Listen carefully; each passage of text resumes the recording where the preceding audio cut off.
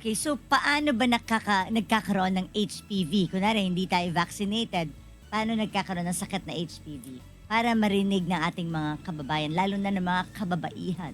Yes, ma'am. So, nakukuha po ang virus na ito sa pamamagitan po ng skin-to-skin contact na pakikipagtalik sa mga infected po na mga individual. So, from there po, nakukuha ito. Hindi po necessary na kailangan may likido, pero contact lamang po, pakikipagtalik, ay nakukuha na po ang sakit na ito or ang virus po na ito. So, so nakukuha to with unprotected sex, parang ganon. Yes, ma'am.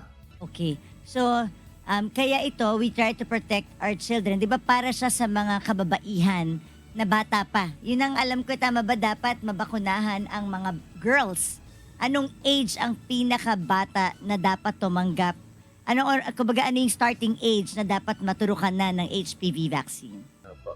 Tama po kayo, ma'am, na para po ito sa mga kabataang kababaihan.